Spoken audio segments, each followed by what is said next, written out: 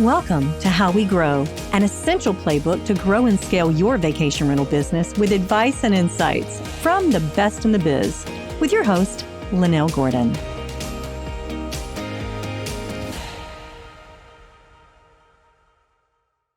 Welcome to the Vacation Rental Show, How We Grow. My guest is Tom Stewart. He's the general manager over at Resort Realty. And I think your title may be something different, but what you do is manage the company, right? That's right. And you handle all different areas. I'm going to talk a little bit about your background. Damn, you've got a really impressive portfolio here. I'm just telling you. I might say I bounced around a little bit, but there's a method to my madness. Well, I think that we have to bounce around. If we don't own the company, we have to bounce around because that's the only way you get paid more. I mean, everybody knows that, right? You get paid more if you move to a different job, especially as you grow in position. But I didn't know you worked at Tybee Island. I didn't know that. I did. I worked for Amy and Carrie Gaster, and I left the work that I was doing, the industry that I was in, and they hired me. Sue Jones, who we all know from HR4VR, put me in touch with them. And I was transitioning out of one hospitality sector slightly into real estate, project management, development, and looking to get back on the East Coast. And I went to work for them. And I'll tell you what, they've since moved on to do something a little bit different. But at the time, I think that, I still consider them two of the most knowledgeable people in the industry as owners and operators. And one of them focused mostly on marketing and sales and true talent. And the other one was an operational genius, Maven. And when I went in there, I thought I knew a lot, but I loved it because I went in and I realized how much I didn't know. I know a lot about management and people and that type of thing, but truly the marketing efforts and the detail and the amount of coordination effort it takes to get things to happen, they just opened my eyes. And I was with them for about a year and a half before I came up here. But I think that was like getting a master's degree in vacation rental management. And every time I see him, I've seen Amy a couple of times, I say, you know what, Amy? And I've told people around, and maybe I've embarrassed her. I said, you taught me everything I know. And what a great first teacher, because when they dove into something, they dove in all the way. If they bought software, they wanted to be a super user. If there was a beta, they wanted to be the beta tester. And it taught me a lot about getting everything out of the software that you use, which was just one component of it. But great experience. I love Tybee Island. I love Georgia. I'm a Carolina boy, so I wanted to get back up this way. So it worked out. And I'm here in the Outer Banks now, but great experience. I just introduced my sister to Amy Gaster recently. I don't remember where we were, probably at National Verma, and I said, you've got to meet her. And I think they were on a panel after that, and they came out to me and they're like, we're best friends now. I'm like, that's great. She really does embrace. She's a great person. I'd love to get her take on here sometime too. But right now, for the last 6 years, you've been the GM over at Resort Realty. And I was hired in a little bit below there with the intention of moving up. I was the GM at Tybee, but I've been the chief operating officer, which is the fancy way of saying GM, for the last 3.5 years. So yes, it's been exciting. So I came in and took over this role right before COVID hit. How many properties do you manage? We have, I think today the count was 594. All right, so about 600. Now tell me, how many, when you first started out in vacation rentals, how many were you managing? In vacation rentals, I think we had about 250 at Tybee and heavy on the condo side. So it's a little bit of a different animal. Tybee Island, they don't have these big 20-bedroom behemoths. We did have some larger, nicer homes, but nothing like the juggernauts. That they have more now than they did then, because we just didn't build them at the time. That kind of came along later. What we want to do is talk to people who either have been in the industry for a long time, or maybe they're just starting out. And let's talk to them about some of the things that you do that you feel make you most successful. at vacation rental management, and you certainly are successful. This year has been a bumper year for everybody, right? But you guys have done incredibly well. Yeah, I mean, I think, and we're very lucky, and we're very lucky to be in this market, and it's been a great time to be in vacation rentals. If you didn't know about vacation rentals in the past, you certainly know about it now. It's daily news, Wall Street Journal, New York Times, Washington Post, anywhere you look, there's always an article about some facet or aspect of vacation rentals. And yes, and it's been good. I hate to say it, and I tell people, the pandemic is a terrible thing. It's an awful thing, but it was a real opportunity for vacation rentals to serve a purpose and serve a need and take care of people. Where did you want to go take your vacation? Somewhere safe, somewhere clean, stay in your bubble. That's something that we'll need to address as we move forward. How does that translate into marketing in the future? But perfect timing, filling that need, making people happy, giving guests those vacations that they were desperately seeking. Because what did you do? You couldn't go on a cruise. You weren't going to hop on a plane, but you could go to the beach, you go to the mountains. I mean, it was absolutely perfect. And at times it almost seemed a little too easy, not from the taking care of, but from getting people to come. You could put a picture of a house on your website, and that was just about enough. Of course, there's the backside of all that and the operational side, but it was just extraordinary. And then keeping up with it. So the big challenge then became not the marketing side of it, but the people side. The operations on the back end, keeping them clean, keep them turned over, making sure they had the COVID cleans that had to be done, right? And all that. And coming up with all those policies on the fly. I mean, we had great policies in place, but, COVID was looking for something specific. And then you've got to look at what about your own staff? We went from we're a very seasonal market. We've got that bell curve, March, come July and August, it's extraordinarily busy.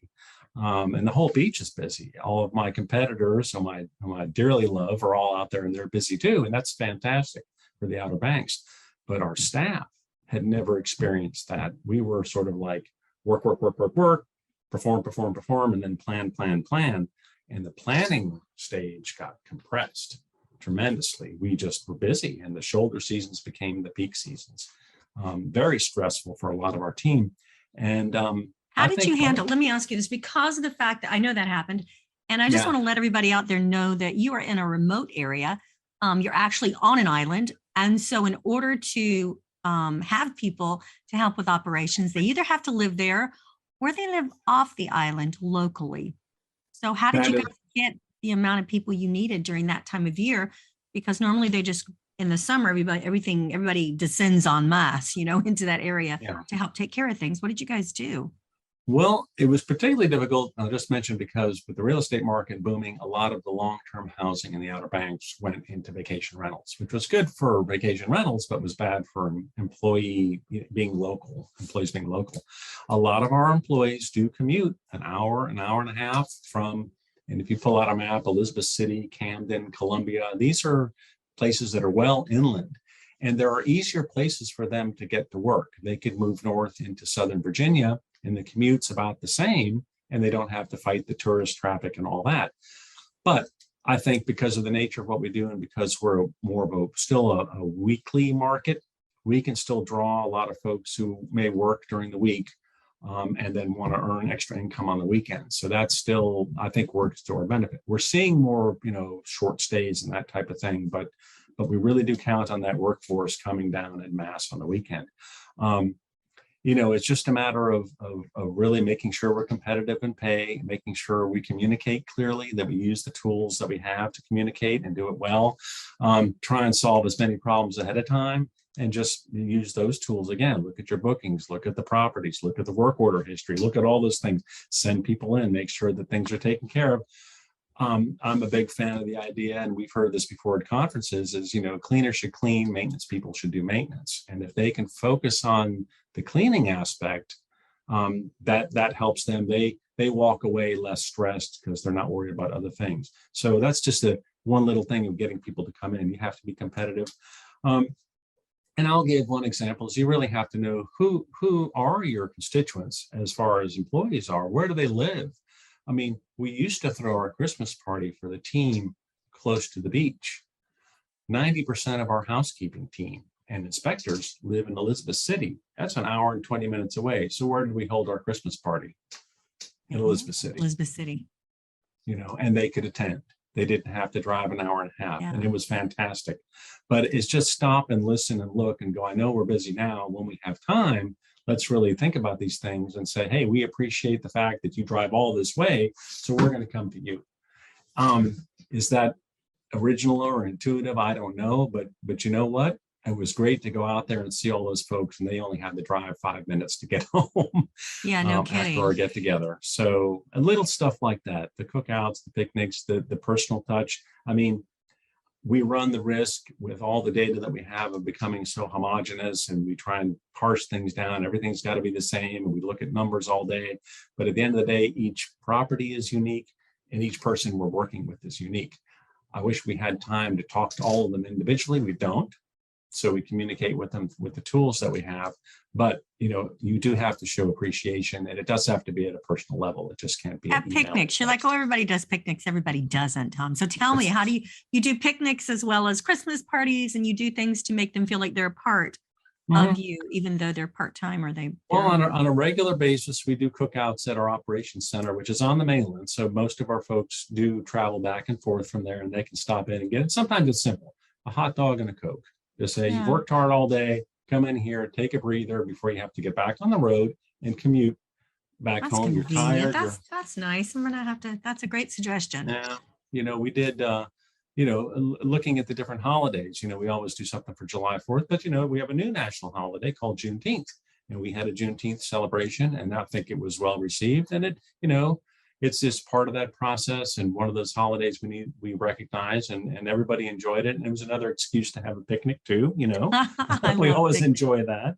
So just little things like that, awards and prizes. But it really is remembering that these folks are not numbers. Like I said, we look at those all day long, and they're not just cost centers. They are humans. They do have needs, and just recognize that and take time out to say hello and that type of thing.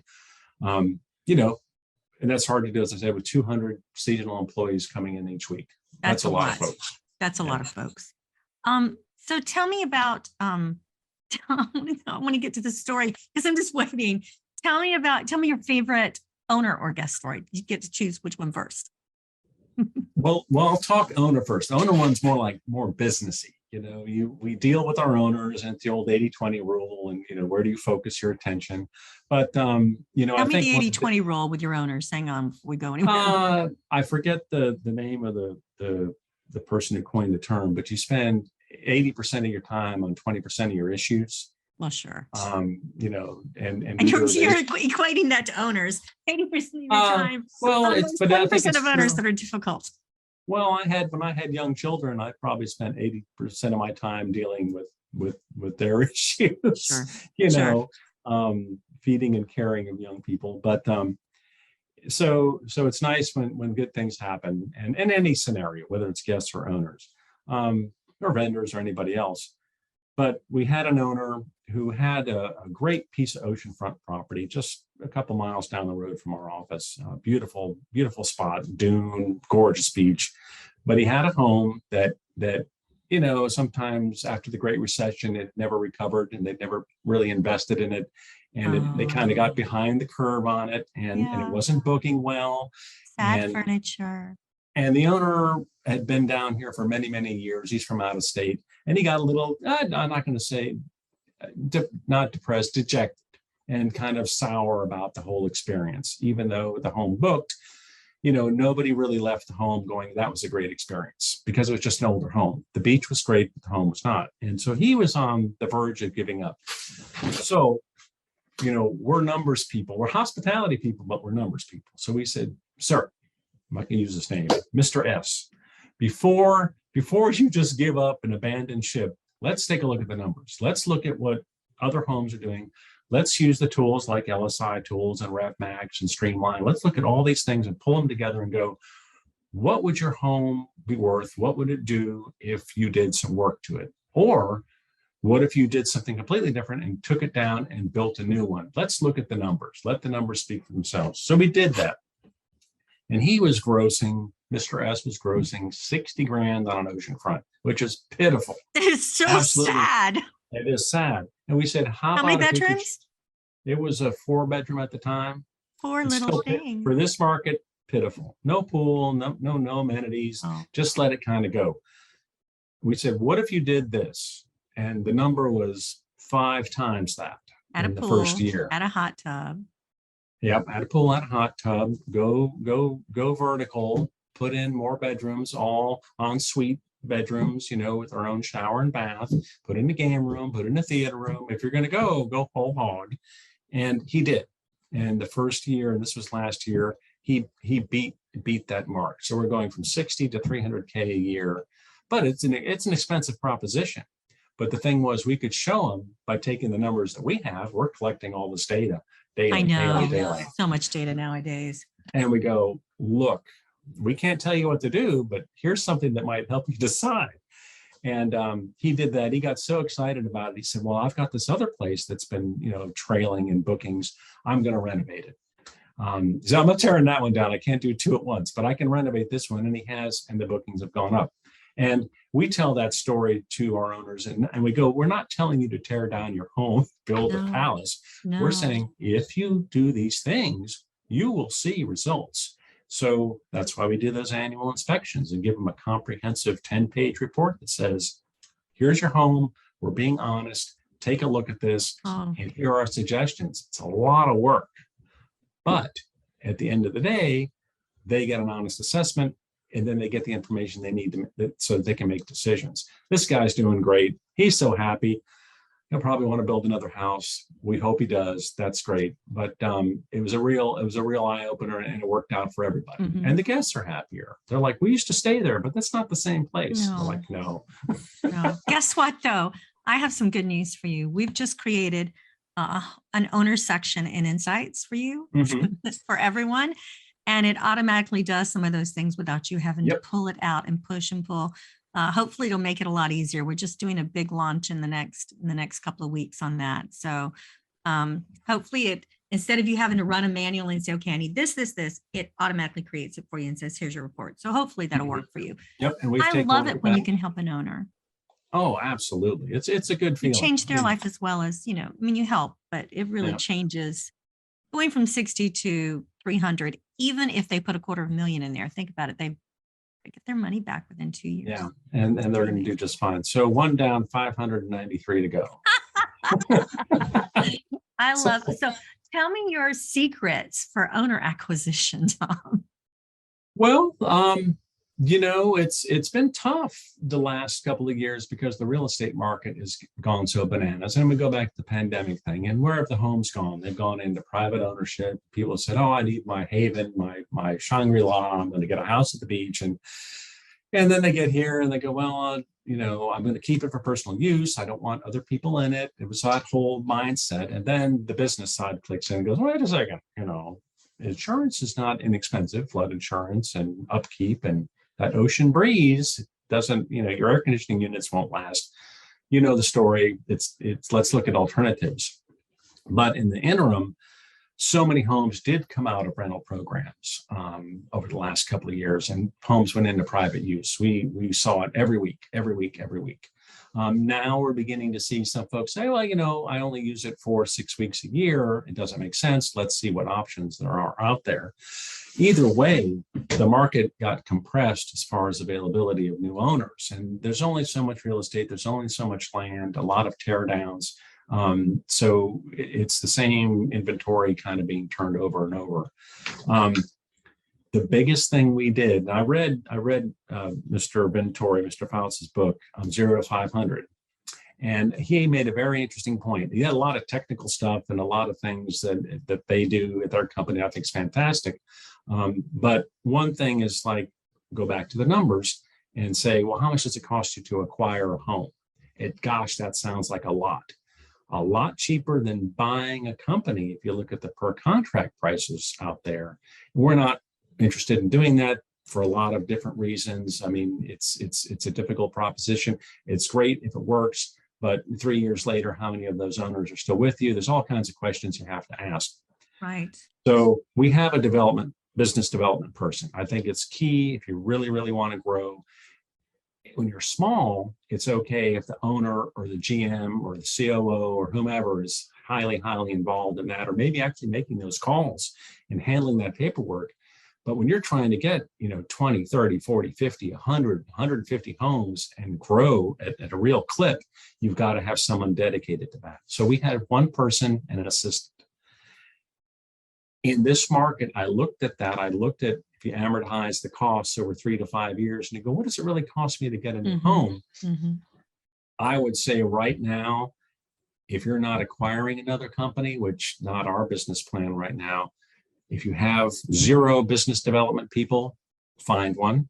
If you have one, hire another one. And that's what I've done. And I think that's one of the most important things with all these homes coming out of long-term and personal use, because they are, not all of them, but a lot of them are. You need to have the coverage to go out there and sell your vision and get people to come in. I think I think a lot of folks are realizing that. So we've doubled down on the number of people we have out there. And I would recommend that. It's expensive. Good salespeople, business development people, if they do their job right, if they're successful, but it's well worth it. And if you're going to be the GM or the COO or the director of operations, you have enough on your plate, but to try and go out and be the sole salesperson to grow your inventory, very difficult, especially with all the follow-up and the emails and late night phone calls and the Sunday meetings, because I'm in town. This is the only time I can meet. It's almost impossible. It is when you're small, but at some point, for sure. When are you going to take that leap? So that's my recommendation. So, yeah, I think that, owner acquisition is really, right now, it's so hot. That it really is. This episode of How We Grow is sponsored by LSI Tools.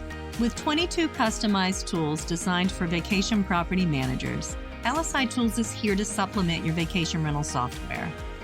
Our new LSI Rental Insights tool is perfect for easily searching through vast portfolios of guest information to change the way you do business. Visit us online at lsitools.com to learn more. Do you do drip campaigns for your homeowners, like drip email campaigns for everybody, or do you specifically go after inventory as opposed to, specific inventory? Here's the inventory we need. Let's go fill it. Do you do it that way? Well, I think we do a lot of different things. We have marketing specific to that. Surprisingly, in our market, print is still a huge draw initially. So the postcard campaigns going to the homeowners' residences still probably has the biggest impact overall. This year, we started doing radio campaigns. And, with the tools that we have, we can see when the owners are in. We can see in the market when the owners are in, and we can kind of gauge the best times to reach out to these folks. So we know when they're in town, maybe we do the local radio stuff, and when they're home, we're sending postcards. But I think, that's basic stuff that everybody might be doing.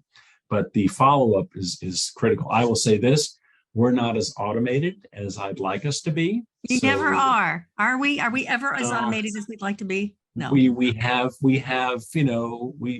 use our marketing department to commit to campaigns and do drip campaigns, but it's not as automated as I'd like it to be. There are tools out there. We're looking at them. We'd like to do that. There's a new one. Haven't gotten there. There's a new one works with Streamline coming out. You see our yes. Yep. Are you beta? Are you doing beta testing with that? We're not doing beta because they said we're too picky. Do you want me to stick your name in there? Say, no, you need to do Tom for the beta. We did talk to the team there at Streamline. So they're working on, I think at the beginning of the year, we're gonna get that right. So we know what we want to do. We've just got to take it up that one notch. And we know we need to do that. But we have to make these decisions one at a time. I'd love to do everything at once. I know it's impossible to implement it all at one time. But it's so hard to do. So we're doing some other stuff. Streamline has a new automatically sign the leases type thing. So that's helpful too. So we're putting that into place. So there's just little stuff that needs to happen, and then we'll get to that. But the drip campaign is huge. I hope it works like amazing. I hope there's one little piece I'd like to tweak.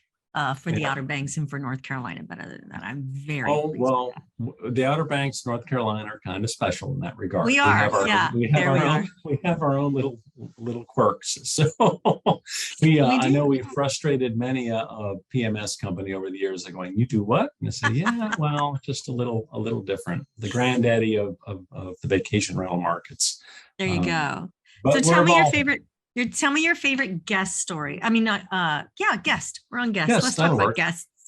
Well, this is kind of a bittersweet one, but so I hate to bring this up, but if anybody's watched a YouTube video in the last year, they might have seen a house kind of get Fall hit in by the a ocean. wave and go into the ocean. Well, that I might have saw been that a one. home that we might have managed very recently, and I won't say anything more about that. Oh, mm, But anyways, so that's a problem here, and that's yeah. another thing that the GMs, the COOs, and the thinkers in the company we're all looking at is how do we deal with these other issues and helping our property owners. But we had this one place, and it was right, and it's still there, right as you drive south into Rodanthe. It might be on the left.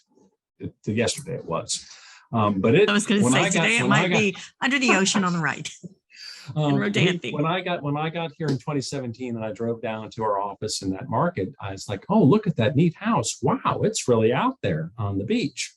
And 5 years later, it still was. Well, this, unfortunately, this past year, it will no longer be renting, but we were renting it through very recently. Well, we had some guests. There's a group of fishermen that came down every year, a bunch of guys, and they booked the house in October, and the blues are running. If you know what that Yeah, means, I know the what that means. fishing Oh, time, fishing, surf the cap. blue. Yeah. Yep. And they said, we want to stay in that house. We stay in that house every year. We love it. We love it. We love it. And we said, well, unfortunately, it's probably not safe. It used to be just oceanfront. Now it's oceanfront and ocean back. And the water goes underneath it. And they said, oh, that's just terrible. My friends are going to be so disappointed. I said, well, we'll take care of you. There's another place down the beach. We'll get you hooked up. And they said, but you don't understand. We could sit on the back deck and fish.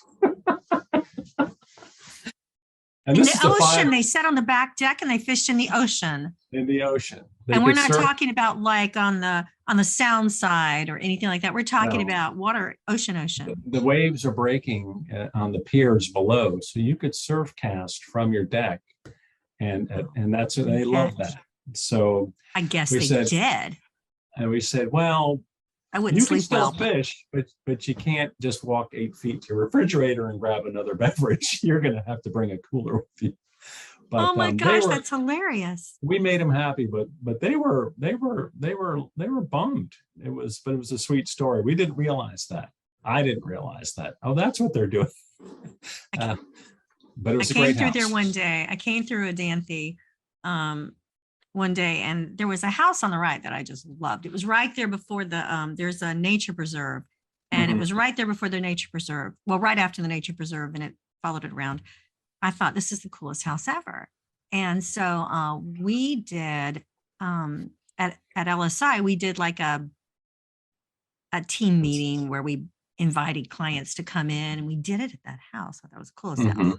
It had like this boat theme, and it was custom. There was wood everywhere. There were beds that looked like boats. There were things for children there that looked like, nautical pieces. And I came through there the next time, and it was totally gone. The house was literally gone. And I went to, I think this is when Scott Leggett was the GM down at Outer Beaches. And I said, Scott, what happened to that house? He's like, oh, well, we had a storm and it came through there. It came through the sound side, and it was on the south side.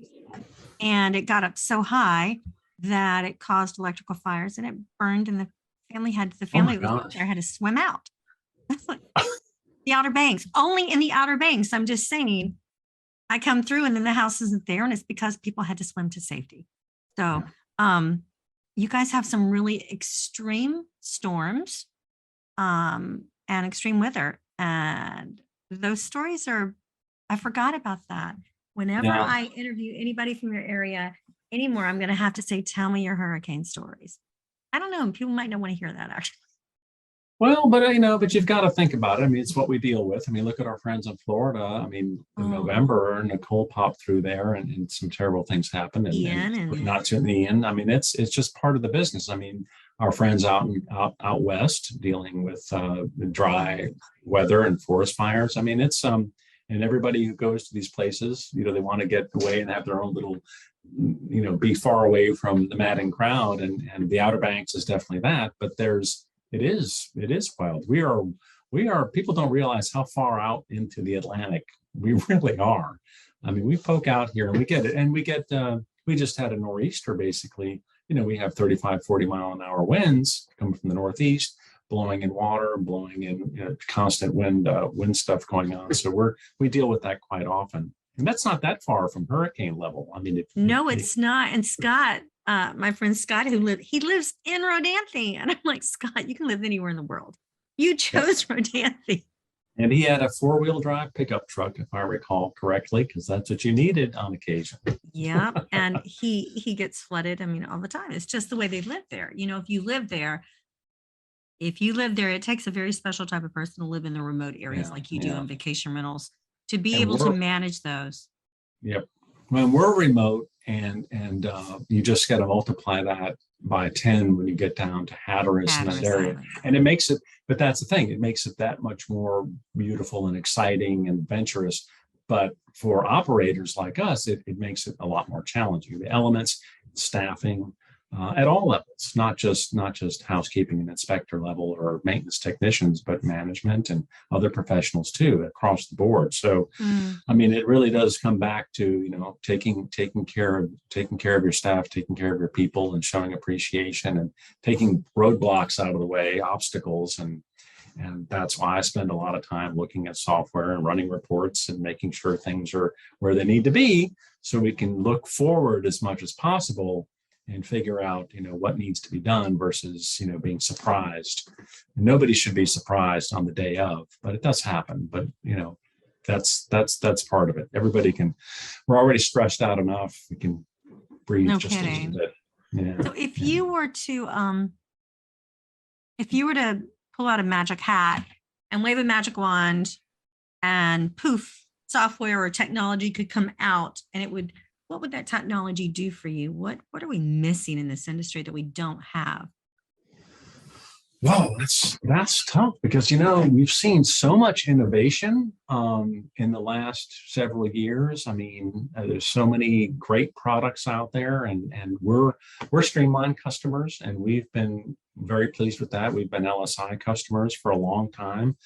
We use different tools. We started using RevMax, which was the dynamic pricing tool in Streamline, and it's been worked out fantastically. It's actually forced us to become better at our analysis and our analytics and how we do things. It's changing how we're managing, how we're doing our pricing.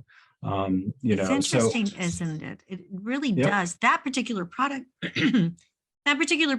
opens up a plethora of unique kind of decisions you have to make as a manager to decide, wow, it looks like there's money in this direction. Should I head in this direction? And it's new to us. We don't do business that way normally. A lot of the short stays that we haven't done before, especially for our off season, and being able to say, okay, the pricing here makes sense if we do XYZ, but we've never done that. Have you found it to be thinking out of the box for you based on the kind of feedback you're getting? Well, going from a seasonal market, and a lot of our competitors, I'll admit, started before us, looking at daily pricing, and it's been very effective. I think we're still pretty much a seasonal market, in my opinion, at least for my clients in the peak season. But for the shoulders and leading into those areas, I think that daily pricing thing, the short stays, all that. And I think you can't do it without having the data available, looking at where your customers coming from, where your guests coming from. A short stay guest is not coming from Pittsburgh for our market. Right. They're coming from Hampton Roads, which is southeastern Virginia, or maybe Raleigh. But Raleigh's still 3.5 hours away from us. That's the center of the state, North Carolina. So you have to make sure your pricing matches, the distances, and then and that you've got accommodations that will allow the short stay option in a lot of condos and that type of thing. So it forces you to look a little differently. You're not going to have groups of 20, which we're used to having, home after home after home with large, a 6, 8, 10, 12 bedroom homes. It's going to be, couples, and the demographics change. Is it two retiree couples, vacationing versus, me and my family of adult kids and their kids or whatever. So it's, you have to have the data. You have to know if your price points make sense. And the only way to do it is to have the tools, and you have to know where your guests are coming from. And some of that marketing stuff, and LSI does it, and there's other areas where we can see where are guests coming from, what's the frequency, where's the money coming from. I mean, Google Analytics provides that too, but we can get more detail out of our own system. And then sort of that anonymous look at what's happening with our competitors helps give us a kind of an inkling of where things are headed. Nothing specific, but enough to know, okay, we're probably making the right decision. So it's, that's where we go back to the data, and I spend a lot of time running reports and looking at things, but it changes. I mean, things can change overnight. Right now we're seeing a lot of people looking at our website and poking through the pages, but they're not buying at the same rate. But we know that behavior is more reflective of 2019, where people would go and they would look, oh, doesn't that look nice? Doesn't it look nice? We're getting together at Thanksgiving, we'll chat, and then we'll sit down and we'll figure out where we're going, as opposed to that almost frantic, if you didn't book it in November of 2021, you weren't going to get it in July of 2022. So, we can see that in our data, and we can see that in the behaviors, that things are starting to shift back, and we have to refocus on marketing again, and we have to be patient. We can't go, oh, we didn't get 4,000 reservations today, which we don't get 4,000 reservations, but we're getting a normal volume. But I think that because of the pandemic, people are more aware of vacation rentals. They're more aware of the concept. So I think in the end, our industry is going to see a plus no matter what. It's just not like the salad days of this past year. Well, your ADR is up, and so your revenue is up, even though you may not be filled for July.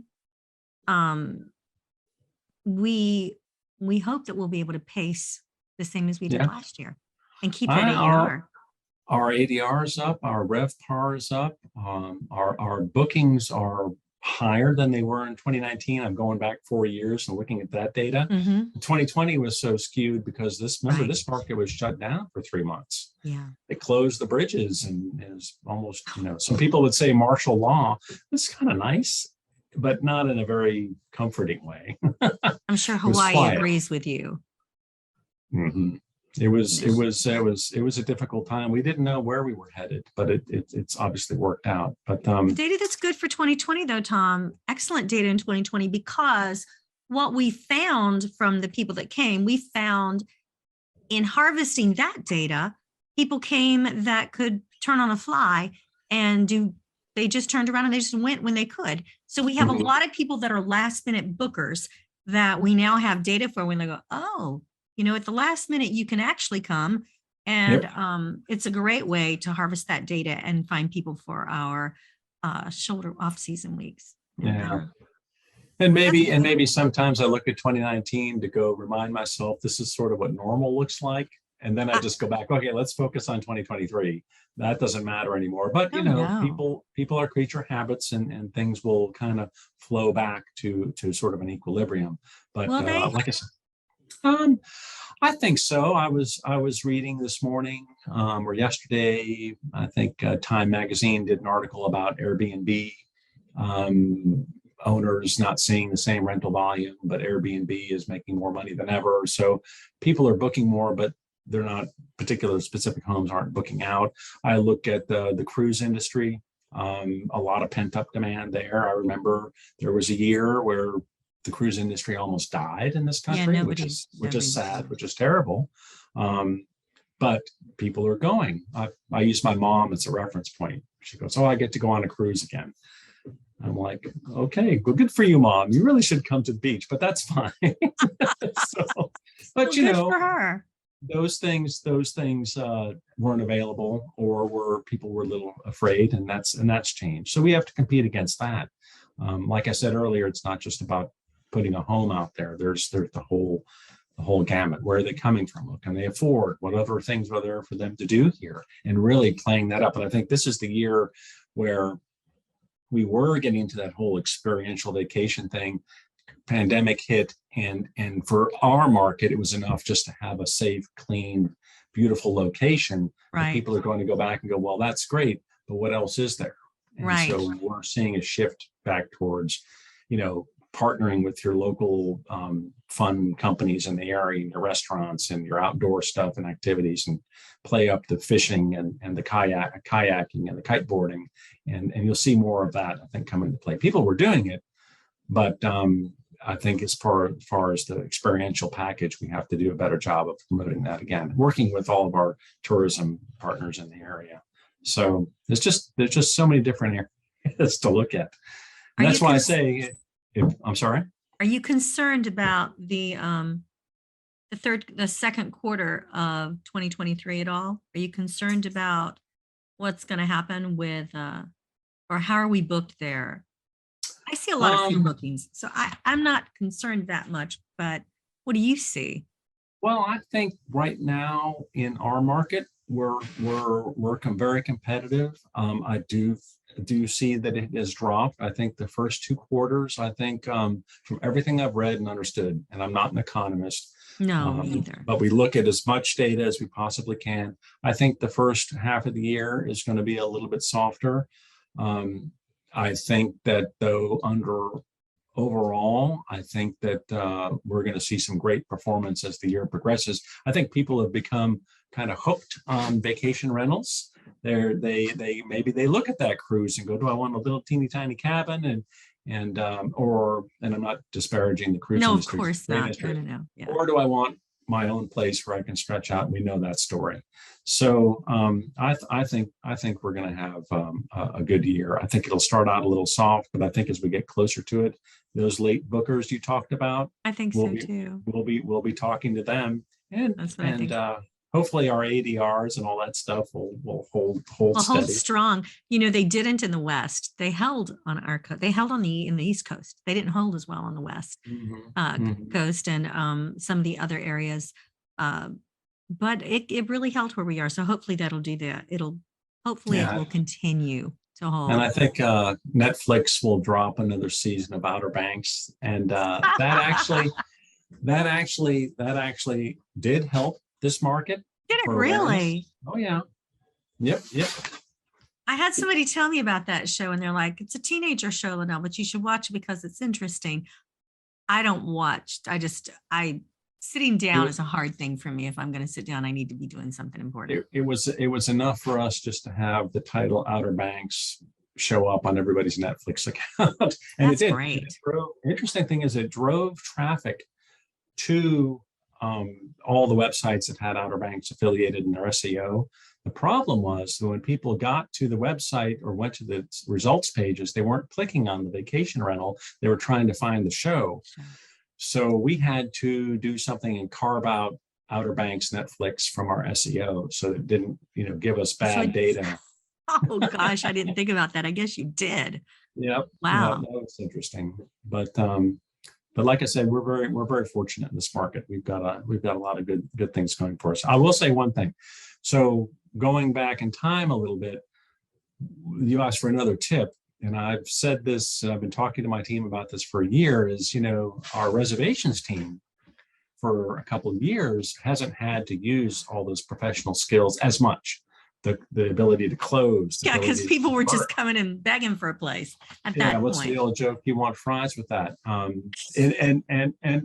it really changed our behavior. And our professionals still had lots of work to do and leases and close this out and get questions answered. And they're doing all that. But as far as true sales skills, we've had to keep working on that. And I would say if you're not doing call scoring, if you're not, tracking all of your CRM and responding to everything timely and keeping up with that and looking at even the hang time, I call it hang time, like the time your agents are on the phone, are they talking or are they selling? Are they converting? Are they answering questions? but are they asking for that sale? Now's the time to get back to that frame of mind, because I think that, like I said before, a lot of people are looking right now. They are booking strongly, but a lot more are looking, coming back. And that means, in my mind, is that if they're looking and they have questions, they're going to pick up the phone and do it old school. I think our online booking numbers have shot through the roof. They're going to stay higher than they've ever been, but people are going to go back to more traditional methods and say, I want to speak to somebody.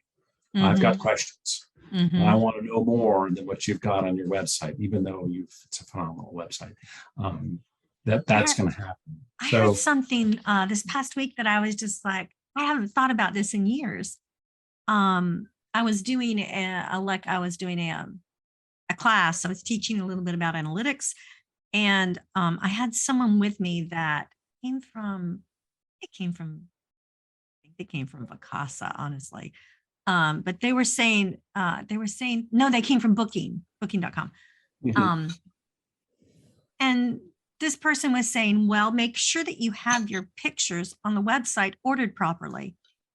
And I thought, I haven't thought about that probably in 6 years, because I thought everybody knows that now, don't they?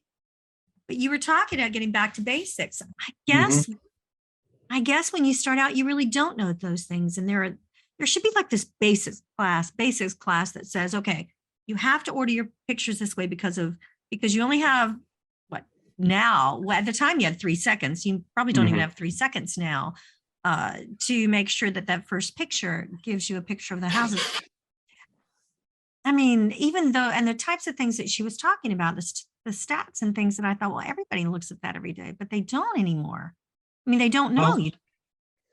No, you don't until you get out there and do it. But that's the value of, I think I'm glad to see there's more information online. Like I said, the vacation rental industry has become more part of American consciousness. People are aware of it. People are dabbling in it, whether they're Airbnb, Vrbo, or buying a second property. The podcasts, the conferences. And I will tell, if you have one house, 6 houses, 100 houses, 200 homes, however many properties, go to the conferences, the little regional ones that our friends at VRM Intel do, the big one that the VRMA does, and there's international ones. And then the software providers do their own user group. Usually Streamline does a massive one summit every fall, and we always send folks, and I've been into that. I love that. I do too.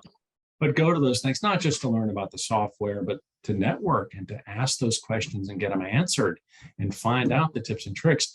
That thing you just brought up, I went to a HomeAway conference in 2015, and they talked about ordering pictures.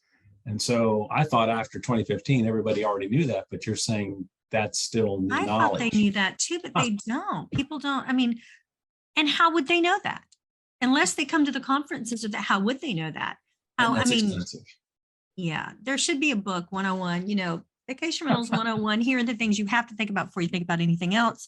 Your accounting system, your online presence, the things you have to think about with online presence. They said, what is your key piece of advice for new vacation rental managers just getting into vacation rentals for short-term rentals? Wow. I mean, there's so much. I would say the thing is, and I remind my owners and my employees about this when we start getting sidetracked, I would say, remember what we do. And I use an analogy, and some people frown when I say it. I said, Walmart. And I think of Walmart, I think of buying things cheap. So if their logo would be anything, Walmart, we sell things cheap. And you go, oh, that's great. But you and I both know, for Walmart to be able to do that, there are a million things they have to do: logistics and pricing and purchasing and warehousing and training and building buildings. I mean, it goes on and on and on and on and on. When I look at vacation rentals, we go back to the 3 components of it, but I've even said it even shorter. I even got up in front of an owner's social big meeting and said, this is what we do.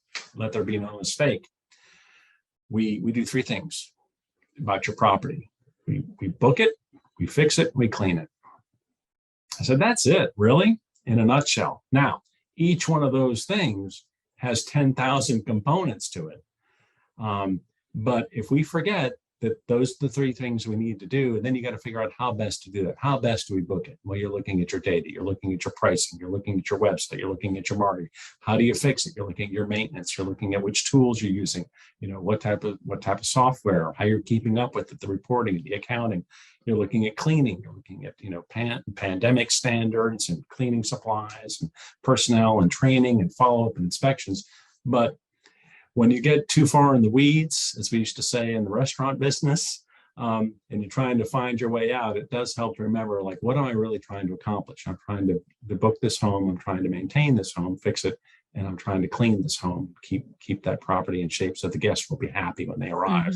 That still rules the roost, nice clean home.